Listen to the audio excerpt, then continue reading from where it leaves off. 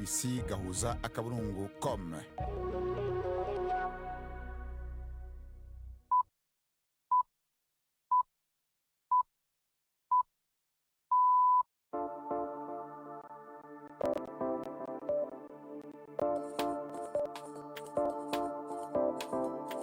Ubu ni isaha imwe n'igice z'ijoro i Nairobi, ni isaha 12 n'igice z'umugoroba mu Burundi no mu Rwanda. Muri kumwe na Bernard Bankukira. Ndabamwiriwe mwebwe mwese mwandanye mukurikira BBC Gahuza Miryango, ikaze makuru kuri no kabiri genekerezo rya 24 ukwezi kwa 3 umwaka wa 2026. Izi ningingo zamwe mukuru tuye bashikiriza. Amerika na Iran ntibavuga rumwe ku biganiro bigamije guhagarika intambara kuri Iran, naho ku ngaruka zo ntambara nyene umutunzi uruhebwa ariko Dangote wo muri Nigeria agabisha Afrika kwizohava ija mu nk'ivya Covid kubera ibura ry'ibitoro.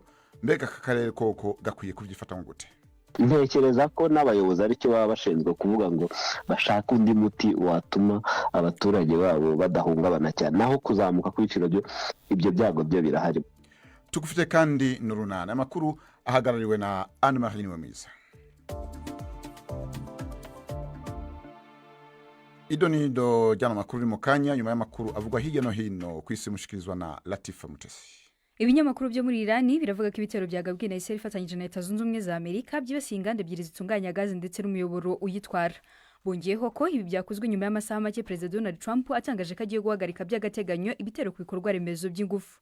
Hari ikizere ko itsinda ry'abanyamerika rishinzwe ibiganiro ririmo n'intumwa yihariye Steve Witkoff na Vice President J.D. Vance rishobora guhura n'abategetsi ba Iran muri iki cyumweru muri Pakistan.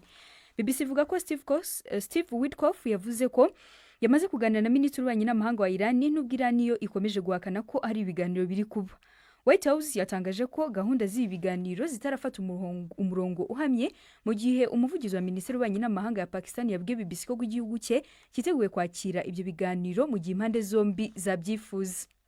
Hari amakuru avuga ko imirwano ikomeye iri kuba hagati y'ingabo za Sudani n'umutwe utwara igisirikare wa Rapid Support Forces muri leta ya Blue Nile hafi y'umupaka wa Ethiopia. Uyu mutwe wa RSF hamwe n'indi mitwe bafatanyije harimo Sudan People's Liberation Movement North bivugwa ko bari gutera imbere, ndetse kuva ku cyumweru bagabye ibitero byinshi bikekije umujyi w'ingenzi wa Kolmok bashaka kuwufata. Ni nkuru ya Richard Kagowe tugiye kumva mu ijwi rya Siliake Muhawe nayo. Uko gutana mu mitwe kuje kunyura intambara mu gihe umugwi witwara bwa gisirikare wa Rapid Support Forces uriko uragerageza gutera uja mu buraruko mu gufata ico gisagarangira akamaro cyane mu ntambara. Abagwanyi bafite ibigwanisho bivugwa ko bariko baratera intambwe imbere ahantu hagoye guca mu bisa n'ibiduga by'intambara, mu gihe amasanamu yo kumbuga hwanira atarahinyuzwa yerekana abagwanyi bari ku maguru baduza ibigwanisho mu kirere. Umutegetsi wo muri Sudani atavuzwe izina yagirije Ethiopia gushigikira ingabo za RSF muri iyo ntambara. Iyo migwi ibiri yagiye akurakuranwa mu kugenzura akanya gato ico gisagara ca Jorut mu manuko bwa Kurmuk kundwi iheze. Ethiopia yabwiye abanyagihugu bayo kuva muri ako gace ko kurubibe. Polisi yo muri Kenya yatangiye iperereza ku by'ikeka kari imva rusange iri mu irimbi ryo mu mujyi wa Kericho mu burengerazuba bw'iki gihugu. Abapolisi bo mw'ishami rishinzwe iperereza ku bwicanyi batangiye igikorwa cyo gucukura aho hantu bavuga ko iyo mva isa n'iherutse gucukurwa. Umuyobozi mukuru muri polisi yatangaje ko abaganga b'inzobere mu gusuzuma imibiri bazafata ibipimo bya ADN kugira ngo bafashe kumenya imyirondoro y'abashyinguwemo. Iyi nkuru ije ikurikira indi yabaye mu myaka 2 ishize, ayo imibiri amagana yabonetse mu ishyamba rya kure hafi y'umujyi wa Malindi mu majyepfo y'igihugu, mu byabaye bibi cyane bifitanye isano n'idini ry'iyobokamana ryateje urupfu rw'abantu benshi. Bernard urakoze Latifa.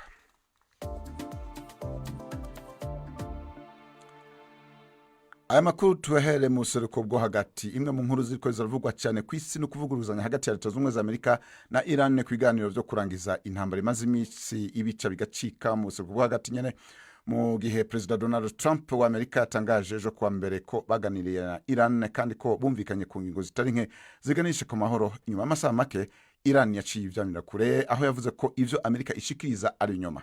Ibi vyatumye bamwe n'abandi basubira kwibaza iyo iyi ntambara iriko irahungabanya ubutunzi bw'isi ku rugero rudasanzwe izogarukira. Umuryango wa Buraya usaba impande zombi kuganira. Inkuru ya Judas Yihundemondo.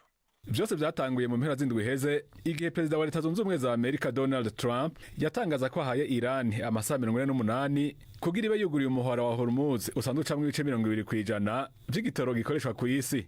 Trump yavuga ko ico kiringo nicahera Iran itarawugurura azoca asenyura ibigo vyose vy'amasoko nta nguvu vy'ico gihugu abigira umunyota. Kuri uwa mbere bamwe n'abandi batangajwe no kumva Trump avuze ko yaba yarabangira. Iyi niyo nsiguro yatanze. Twaraganiriye ibiganiro bikomeye tuzoraba ico bizoshikako. Hari ingingo nyinshi twumvikanyeko, novuga ko hafi ingingo nka zose twazumvikanyeko. Twagiranye ibiganiro bikomeye. Witkoff na Kushner barabakiriye, kandi nibaza ko hamwe vyobandanya muri iyo nzira bizorangiza iyo ngorane, iyo ntambara. Nibaza ko bizohera vuba kandi mu buryo bwiza. Inyuma y'amasaha make Iran yamiriye kure ibivugwa na Trump aho yemeje ko atabiganiro vyigeze bibaho. Bamwe mu bakurikiranira ibintu hafi babona ko Trump asa n'uri mu mayira abiri mu gihe Iran yagabishije ko hamwe ibigo vyayo vy'amasoko nta nguvu vyoterwa izoca nayo yihora mu gutera ibigo nk'ivyo nyene mu karere kose, yongera isenyura ibigo biyungurura amazi. Ku kijanye n'umuhora wa Hormuz, igisirikare ca Iran ntikirya umunwa. جمهوری اسلامی ایران با اقتدار کامل Repubulika ya Kiislamu ya Iran niyo ifise ibintu mu minwe mu kigobe c'abaperse no mu gace k'ikiyaga ka Oman, kandi nigenzura umuhora wa Hormuz mu buryo budasanzwe. Kubw'ivyo rero ntibikenewe ko mu kigobe c'abaperse harinda gutegwayo ibisasu, ariko nivyakenerwa tuzokoresha uburyo bwose kugira ducunge umutekano. Nta gihugu na kimwe kiri kure ya kano gace gifise uburenganzira bwo kuvyisukamwo. Mu gihe ingaruka zikomeje kuba nyinshi ku isi kubera iyi ntambara Amerika na Israel zatanguje kuri Iran, Ursula von der Leyen arongoye umuryango wa Buraya asaba ko haba ibiganiro. We think that it is time to go to the negotiation table. Twibaza ko hageze kuja ku meza y'ibiganiro no kurangiza imvururu. Ibijyanye n'ihanahana ry'amasoko ntanganguvu byifashe nabi cyane ku isi yose. Turiko turashikirwa n'ingaruka ku biciro vya gaze na peteroli, ku mahinguriro no ku masosiyete. Ariko ni ingenzi ko dushika ku nyishu iganiriweko, kandi icyo nicyo gishobora kurangiza intambara tubona mu burasirazuba bwo hagati. Abatari bake baguma bibaza iyi intambara izoherera. Umutunzi urebwa muri Nigeria akorera mu gisata c'igitoro Aliko Dangote aragabisha ko Afrika ishobora kuja nko mu bihe vya Covid vyo kuguma imuhera kubera ingaruka z'ubukene bw'ibitoro buturutse ku ntambara mu kigo c'abarabu. Dangote yagabishije ko iyo ntambara izogira ingaruka ku mirimo iba yabaye ikenera ibitoro kugira ngo ishobore gukorwa. Ibiciro by'ibitoro biramaze kuduga cyane mu bihugu bitari bike, ivyo bikaba bica bigira ingaruka ku giciro cyo kunguruza abantu n'ibintu. Inkuru ya Prime Ndikumagenge. Kuba Afrika izera cyane ku bitoro na gaze biva hanze bituma yamihura n'ingaruka zikomeye y'amasoko mpuzamakungu ahungabanye canke ibiciro bikaduga giturumbuka nk'uko Dangote agabisha. Ku nshuro ya gatanu ihinguriro ryiwe ry'ibitoro ryadugije igiciro cyo kuranguza mu gihe ingaruka z'intambara zibandanya. Muri Kenya abazana ibitoro bagabishije ko bashobora kubihagarika kiretse leta idugije ibiciro mu gihe havugwa ikena ry'ivyo bitoro biturutse kwihutira kubigura no kubinyegeza kubera ubwoba bw'uko bishobora gukena. Muri Tanzania gushora amashurwe mu kigobe c'abarabu vyahagaze, ubu abarimyi bakaba ariko barayapakurura ku giciro cagabanijwe. Ibintu vyitezwe kunyuka mu gihe intambara ibandanya. Si muri Afrika gusa, amazinga ya Philippine yatangaje ibihe bidasanzwe avuga ko hagiye kuba ikibazo gikomeye c'ingene igihugu kironka ibitoro maze kikaba kibaye igihugu ca mbere ku isi gifashe ingingo nk'iyo. Muri ico gihugu abantu bafise umutima uhagaze nyuma yuko ibiciro biduze inshuro zibiri kuva iyo ntambara itanguye haraheze indwi zitatu.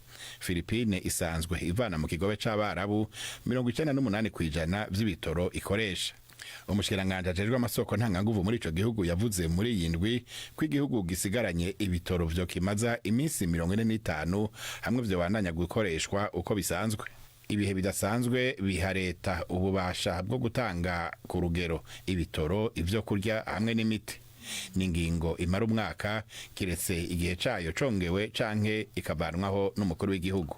Arakoze Prime Ndikumagenge. Turikiri kuri no ntambara nyene mu gihe ibihugu bitari bike rero bigenda bifata ingingo zo guhangana n'iki kibazo, n'ibihugu vy'akarere ka Afrika y'ubuseruko ntibitegerezwa gusigara inyuma nk'uko bisigurwa na Teddy Kabiruka, umuhinga mu bijanye n'ubutunzi. Agira inama ibihugu ko bikwiye kwishira hamwe bikaronderera n'ahandi mbere bikaniga no kwihingurira petroli ihari kugira ngo izo bitunge mu myaka iri imbere. Mukanya navuganye nawe ntango ndamubaza ingene ibintu bimeze mu karere. kugeza ubu kubera ko ibihugu byinshi byo muri aka karere bivana ibikomoka kuri peteroli na gaze muri biriya bice birimo Iran n'uriya muhora wa Hormuz biracyakoresha ibicuruzwa byaba bifite mu bubiko, ariko biragaragara ko mu minsi iza kuza ibikomoka kuri peteroli bizazamuka kubera ko bizaba bikeya. Ubwo bizobandanya umwanya muremure ko mbona umenga intambara ntirikiraheru. Icyo nicyo kibazo gikomeye kubera ko intambara itangira abayitangije bari bavuze ko itazamara n'iminsi myinshi. Uko rero iminsi igenda, uko bigenda bitinda, niko twinjira navuga mu kibazo mu buryo bukomeye. Ni izihe ngingo zihutirwa leta z'akarere zoshobora gufata kugira ngo zigabanye ingaruka zirikana ry'igitoro? Kubera ko ntawe uzi igihe iyi ntambara izarangira, tekereza ko icyihutirwa ni ukureba ngo ariko ubundi hari ahandi henshi ku isi peteroli ituruka, ese twakora dute kugira ngo nk'ibihugu tubone iyindi peteroli? Hari nka peteroli ituruka muri Amerika y'Amajyepfo, nka Nigeria yatangiye kuyikora. Tekereza ko harakeneye ko ibi bihugu cyane cyane bishyira hamwe bikavuga biti dufatanye dushakisha ahandi. Ibihugu bidakora ku nyanja ubwo ntibizobigora kurusha ibindi? Icyo navuga ni uko buri gihugu gifite navuga ingorane zacyo, ariko uko ujya kure y'ibahari nk'uko bivuga ni nako ibicuruzwa bikugeraho mu buryo buhenze. Nta nubwo gusa tunabirebera mu gicuruzwa kimwe cya peteroli na gaze, no mu bindi bicuruzwa byose. Uko ibihugu biri kure y'inyanja niko ibicuruzwa bibageraho bihenze, cyangwa se no kuvayo babyohereza ku isoko mpuzamahanga. Nk'ubu nk'urugero umuntu abifatiye kuri uru rugero rw'ibibazo bya bito ukomoka kuri peteroli, ubu ngubu ingaruka zizumvikana mu buryo bubiri. Hari ingaruka ya mbere ya peteroli kubura, noneho ku kubura kwayo bigatuma n'ibiciro bizamuka, ariko hakaba n'ingaruka y'ikiguzi cy'ubwikorezi no ku bindi bicuruzwa bisanzwe bihari, bisanzwe bituruka mu bihugu bitandukanye, mu Bushinwa, i Buraya no muri Amerika, kugira ngo bitugereho kubera ko transport izaba yarazamutse nabyo bizatugeraho bihenze. Ariko reka twizere ko uko habaye ikibazo hashakishwa n'igisubizo, kuko ndibuka ejo bundi muri 2021 na 2 haba ikibazo cya Ukraine n'Uburusiya. Icyo kibazo cyari cyabaye cya peteroli n'ibicuruzwa bitandukanye byo kuboneka, na peteroli y'Uburusiya yafatiwe embargo na gaze yabo, na gaze ituruka muri Ukraine itakiza. Byafashe igihe ngo ibihugu byishyire hamwe bishyireho uburyo bwo gushakisha aho bituruka. Ntekereza ko n'abayobozi aricyo baba bashinzwe kuvuga ngo bashaka undi muti watuma abaturage babo badahungabana cyane, naho kuzamuka kw'ibiciro ibyo byago byo birahari, kwezi kumwe amezi abiri ari imbere. Kubera ko ibihugu byinshi vya Afrika y'ubuseruko bivana ibitoro hanze, ni gute vyoshobora kwirinda ingorane nk'izi muri kazoza? Hari ibihugu bimaze kugaragaza ko bifite ubutunzi kamere bwa peteroli na gaze. Hari Uganda imaze hafi imyaka 8 ifite umushinga wa peteroli. Hari u Rwanda rwatangaje ko ubushakashatsi bw'ibanze yagaragaye.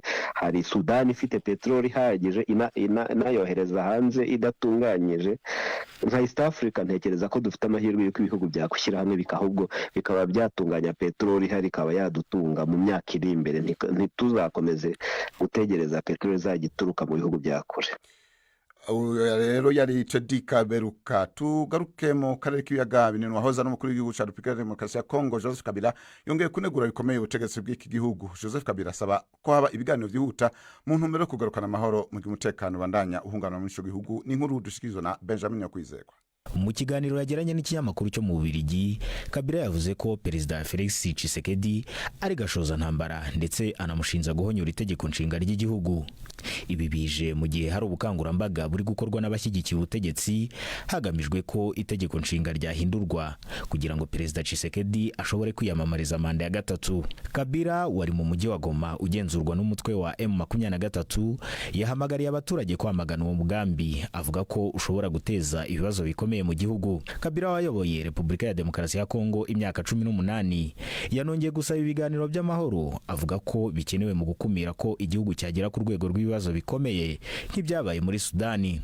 Yanibukije amasezerano y'amahoro yasinywe mu mwaka w'2009 Uganda hagati y'ubutegetsi bwe n'umutwe wa CNDP waje kuvamo M23. Kabila yanashinje leta ya Kongo kugerageza kumwivugana, ayishinja kugira uruhare mu gitero cya drone giherutse kubera Goma cyahitanye umukozi w'umuryango w'abibumbye n'abandi bantu babiri. Ku ruhande rwayo, leta ya Kongo yatangaje ko yatangiye iperereza kuri icyo gitero, ariko ntiyigeze yemera cyangwa ngo ihakane uruhare rwayo. Arakoze Benjamin. Ubu naho abakunzi b'urunana umwanya n'urwanyu.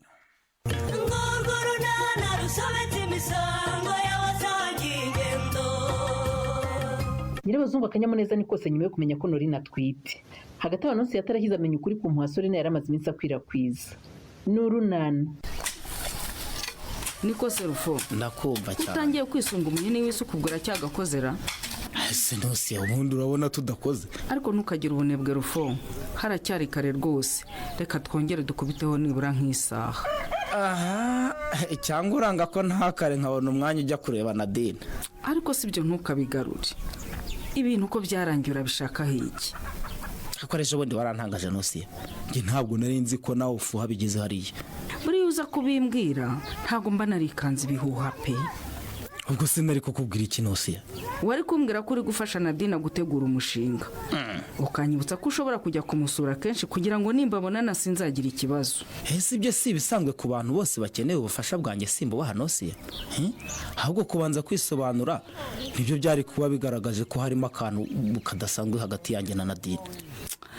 Yego nta kundi nyine naguye mu mutego w'abanyamagambo ariko ndabigusabira imbabazi ntabwo nzongera pe gusa ariko ku rundi ruhande umva binanyeretse ko imyaka ari imibare koko ibyo byihorere Dini ngewe ubizi uti ni mama y'Imana ese nkubaze Rufo ndakumva umugore wanjye nkunda wowe yuba ngewe ukumva ngo ufitanye umubano w'ibanga n'undi mugabo ntabwo ari gufuhara nafuha ariko mbona ikintu gikwiye kuruta ikindi ari ukwirinda amagambo nose reka amagambo buriya arasenya ntabwo yubaka n'ubundi njye nagerageje kubyima amatwi nuko ntazi ukuntu kabutindi yanyongereye mu matwi ngo wabona buri ibyo sore navuga bifite imvano ariko uzi n'ibindi nose ndakumva ngiye guhamagara Sorina aze hano twicarana wa batatu urumva asubiremo neza neza ukuntu yambona yengena na Nadine turebana kana kumushisho rwose pe urabizi Serufo ndakumva icyangombwa nuko njye nasobanukiwe yego nawe Sorina we mureke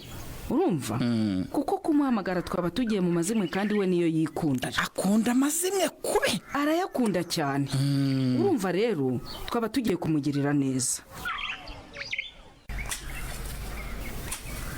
nitwe muhamagara nyogoko ye nimunyura hano na Karemera mberekeye ariko mama uzi ko buryo kirimo ahantu hose rwose uhahinze wenyine hako suretse abanyanga abantu kango ndi mukecuru gakecurira ubusa ubundi ugira ngo sinkiri inkumi n'ubu se ndahengura ndavama ariko nge ari uko ngeje hariya rwose hariya hirya y'insina yewe ababyeyi ba kera se ugira ngo ntimwariye neza mugakomera buriya na nyogokuru rwose aracyahinga akageza saa sita none dore wowe n'umugabo wawe murahingura saa 5 boshya abana biga gufata isuka nanjye suko nane ariko mama baminguye hakiri kare ngo ndebe ko nasigarana utubaraga duke two kunyungu w'ikigoroba waruha mwana wanjye ubu urahinguye ugiye kwegura igare ujye kunyonga koko ntibyoroshye ariko ngomba kubikora kuko nta kundi nabigenza mama nta kindi nagusabira gusa Imana ijye gufasha kuko bitabaye ibyo rimwe nazumva ngo wahonze umutwe mu mahembe y'igare kubera inyota n'inzara n'umunaniro n'ibitotsi byose ko nta wanga ibyiza bibura se wa mubyeyi we nta kundi nyine twava muri ubu buzima rwose tugomba gukora cyane ngaho umugabo wawe rero nagutemera iki gitoki cy'inyamunyu mujye kukiryama ndabizi nta kintu mufite mu rugo ngiki cyo kugira umubyeyi bivuze rata ntakuri murakoze cyane nyogoko murakoze pe wagira ngo wari ubizi ko rwose maze igihe ngishaka ndabizi ko iyo twite nta kindi uba ushaka rega wese agatoki karimo ubunyobwa n'indagara nibyo rwose ibyo ngibyo rwose nabirya n'umwaka ugashira nk'ibirya ariko mama hari akantu nibutse Karemera nawe ntugakabye ubwo ugiye kunsaba n'ubunyobwa n'indagara byo kugitekamo n'amavuta yo kugikaranga koko oya ntaho bihuriye n'ibyo nshaka kugusaba pe kandi nashimye ibyo bindi natwe tuzabyishakira. Iki se wibutse ushaka kumbazara? Ejo bundi mperutse guhura na Chris na Nyesi mbona bagenda baganira nk'abantu badafitanye ikibazo, nyuma y'uko bashwanye baba barongeye bakiyungara.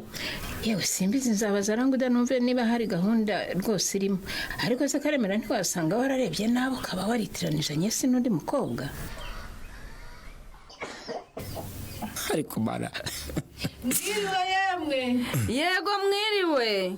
Aho si umuntu urimo usuhuza Rufo? yewe ubanza koko ari usuhuza aje hano iwacu. Komeza ntabwo twaheje. Ese mwaryaga ko mwanyihoreye cyane Nonsia? Twese ko tutarabarya bakinze. Niyo twaba turya twaguha karibu kaza tugasangira ibihari. Nahamagaye ndaruha pe. Yewe twaganiraga ntabwo twakumvaga pe. Yamadose basanze hari kiburamo. Kugira ngo se nigeze nshobora kujya ku kagari koko. Hanyuma se igitutu wari ufite ngo iminsi yagushiranye cyari iki kinadi. Byagenze bitese. Ntureba se konje mpetse umwana. Yarwaye se Nadi. Yewe. Ndabona utwiso twahenengeye n'ukuri. Ayo mwana yanegekaye rwose. Yarwaye Nonsia. Ubwo ni nako kubura umwanya wo kujyana ku kagari umushinga usaba inguzanyo nari maze iminsi ntegura. Ihangane rwose. Karwaye iki? Urumva yariri ijoro ryose kandi afite umuriro. Nta mbaraga afite, ariko ibyo byose bigaturuka ku miswi itamworoheye. Nkurutse ndebe uko ameze Nadi. None se ko watinze kumuvuza Nadi? Sinjya numva madama abigisha ko umwana agifatwa ugomba guhita umwihutana kwa muganga cyangwa ukamujyana ku mujyanama w'ubuzima atararemba. Iyo afashwe nijoro njye ntekereza ko wenda akaba ari akabazo gato afite bishobora kugera mu gitondo kakemutse. Oya di. Kakemutse kandi ubona arushaho kuremba Nadi? Nanjye nicyo cyanteye ubwoba, mbonye agejeje aya masaha nta kirahinduka mpita mvuga ngo reka muzane mu munsuzumire. Uko bigaragara rero uburwayi bw'umwana bwose buri guterwa n'iyi mpiswi. Ngiye kuguha imiti ugenda uyimuhe, nagereje nta mpinduka urabona ku burwayi bwe uzagaruka umbwire. Ubwo bigejeje ejo nta kirahinduka kwa wari kumujyana kwa muganga? Yego. Ariko banza ugenda umuhe iyi miti nguhaye, umuhe ibyo kunywa kuko amaze gutakaza amazi menshi, kandi umwose kenshi gashoboka, nibitagira icyo bitanga niho uzamujyana kwa muganga. Kudasohoka ntabwo ubona ko abandi bagiye gukina Nara? None se nawe urasohotse? None se urashaka ko ngoma mu ishuri nkora iki kandi abandi bigiriye gukina? Va mu nzira ahubwo ntambuke. None se tukaba twigomeye mu ishuri ntitwige tujya gukina nduti? Tukaguma mu ishuri dukora iki se? Turabura kujya hanze ngo twumve ko abandi bari gutegura ibizamini nawe ngo twigumire mu ishuri? Waretse tukaba twirebera imiziki byo gusubira mu masomo n'ituba tubikora nyuma. Imiziki se tuyireba ko nta telefone nazanye? Ese ubwo kuki utayizanye? Uskunu ka karimba nari nagakunze mwemo mugisha gahita yitwaye tutakarangije. Iriya ndirimbo irimo udukoryo twinshi nanjye nari nayikunze cyane. None se kuki utazanye telefone ngo tuyirangize kandi mwarimu mugisha yarayigusubije? Sha ntabwo nzongera kwizana ku ishuri pe. Noneho umugisha yongeye kuyifata ubanza ntawe yansubiza. Kubera iki se atayiguhaniye? Uzi ibintu yambwiye na mama twagera mu gakabisubiramo? Bakubwiye ngo iki? Barambwiye ngo umwana muto nkanjye si byiza ko nirwa muri telefone kuko byatuma nsubira inyuma mu ishuri ngatangira gutsindwa. Ibyo ni ukubeshya. Maze bawe wase na sana birirwa babona 10 kubera gukoresha ikoranabuhanga bakareba ibyo twiga. None ngo wowe waba umuswa? Nyine umuntu aba umuhanga iyo yayikoresheje mu buryo bwiza, naho ngo iyo uyikoresheje nabi ngo yagukururira ibyago byinshi cyane. Ubwo se kuyikoresha neza bavuga ko ari ukuyikoresha gute? Ngo ni nka kuriya abasana bayikoresha bareberaho amasomo twiga ndetse n'ibindi bintu by'ubushakashatsi. Kuyikoresha nabi se bikaba ibihe? Ngo nka kuriya tuba tuza ku ishuri tuzizanye, noneho aho kwiga tukirebera imiziki ngo tuba tuyikoresha nabi. Ibyo ni ukukubeshya kugira ngo utazongera gufata telefone ya mama wawe. Kwirebera utuziki n'udufilme ntacyo bitwaye.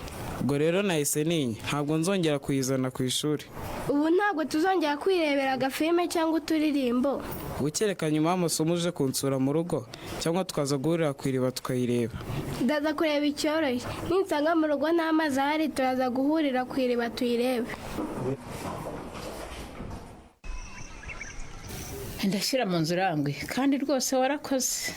nakoze iki se nyirabazu urutaro nari kwanga kurugutiza ngo ndurye uzi ukuntu urwo rutaro ruroshye neza ushyiraho imyaka ugosora umurabyo uratinda mu nzira uhumbya rimwe igitebo kirimo n'ibiro nka 50 da ukabura kirangije cyakora byo da hari ukuntu ukagosora neza cyane none sigira ngo ndinda kuza kugutira ari uko gihe ntafite urutaro ye ndarufite no ku rwawe rumbangukira oya nibyo ntaho beshya pe none se mumeze mute nyirabazu mumeze mutaha iwanyu ko tutaherukanaga twaraburanye pe nabonye n'inkuru nziza mbura uko nyikugezaho kagira inkuru yewe mukarame gusa ko ubu mu minsi mike Karemera aba mpaye undi mwuzukuru undi mwuzukuru gute se ko nzi ko Karemera nta wundi mugore agira uretse Norine nyene Norine afite indi nda ari hafi kubyara nyirabazu uyimbeshye ngiye Norine duherutse guhura mbona nanda afite ariko se ndagushuka ngo nunguke ikirangwe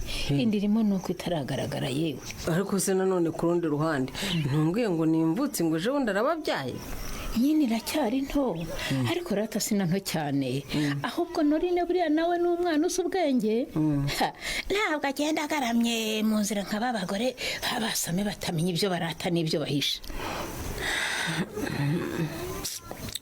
nyirabazu ndakunda sinkugiriye ishyari ariko nyine inkuru nk'izi ngizi zinshengura umutima gushinguka umutima se kuko umwana wanjye agiye kumbyarira kandi kuzukuru urangwa nyine mpita nibaza kuri nyenzi wanjye urinze ungana kuriya atarabona umugabo nkibaza ntabona buriya ntiyaba azatahira Rupesu wenyine rangwe kuzi ko turi inshuti ntacyo ngo uhisha nawe ntugire icyo umpisha kuki kuri iyi nshuro ushaka kumpisha koko wihisha iki se nyirabazungu kandi none se simaze iminsi numva ko nyesi byenda gutungana noneho winshinyagurira nyirabazu bitungana se we nande kubona atangiye gukura imyaka itangiye kumujyana urabona bizatungana biciye he koko kandi bisigaye wihwiswa ko we na wa mutureri Kirisi ngo bongeye bakiyunga wa kuzi ko wagira ngo ntubinangaye Nyarurembo Nyabazu ubusa amagambo y'abagore b'intangaho kuko urayobewe ko umuntu wambwiye ko yababonanye ari umuntu udasanzwe agira amagambo y'ubujajwara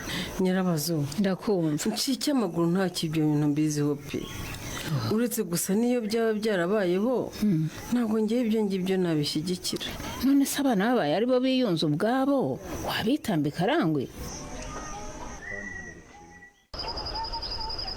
ushaka ko nguha n'undi kandi n'uwa mbere utarawurya migambuze ukuntu akunda imineke niyo yose yarya akayimara banza urya umwe n'ubumara ndaguha undi migambi se ko mwahuje urugwiro kumubwira ibiki ntara nareme yamuzaniye imineke none arashaka ko ayimuhera rimwe yose uretse kumuha uwo muneke ntara dore rwose arasa nabi intoki ntabwo yarya adakarabye ko ayishaka cyane se reba ari kuyinsaba ngo ninyimuhe yose uretse kuyimuha rwose wishyize hariya ku ruhande urayimuha namara gukaraba intoki Nara wowe nanjye nimuze tujye kuvoma ninde ubikubwiye ni nyogokuru Nara haguruka tujye kuvoma butarira tuzagaruke gukina na Migambere nimugende nanjye ndaza kwijyana natwe ntabwo tubyemera kwijyana kandi iyo tuvomye ari woga menshi mbabwiye se ko najyayo cyangwa mbabwiye ko nijyana none se Nara kuki udashaka kujyana n'abandi bana iyo njyanye na Kingston n'abanje baraninza kandi ngiye nshaka kwihuta ntabwo nakwemera ko wijyana kandi ubona butangiye kwira Nara haguruka ujyane n'abandi bana rwose utaza kwijyana ukagira icyo uhurira nacyo mu nzira ubwo se nahura n'iki nibagende nanjye ndaza kwijyana mu kanya gato cyangwa ufite indi mpamvu wanze kuvuga ituma udashaka kujyana n'abandi bana Nara nayo pe nuko nshaka kwijyana nkagenda nihuta nkaza kugaruka nihuta ibyo ntabwo nabyemera rero haguruka ujyane n'abarumuna bawe kuvoma nta kundi reka amaguruke ngenda ari kurambangamiye Honori bari kureka nkaza kwijyana ye Nara uzi ko wavuye amaraso ku kibuno Nara wicariye umusumari ntitwabimenya uzi ko n'ijipo yawe yabaye ni amaraso gusa Nara uretse turebe wigeze ukomereka huya ntabwo nigeze nkomereka ni amaraso yizanye nta nubwo nigeze amenya ko yavuye ngwino hano mu nzu nkwereke uko tubigenza Nara natwe turaje turebe icyo yabaye Honori oya we nanje nimuguma aho ngaho hanze nawe araje mujye kuvoma ubwo se aracyagiye kuvoma kandi ubona yakomeretse Honori